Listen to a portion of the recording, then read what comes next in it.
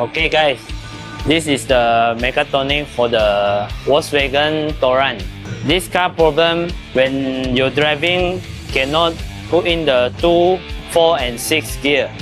And then we check already is the Mechatronic ECU problem. This is the Mechatronic ECU and this is the Mechatronic hydraulic pump.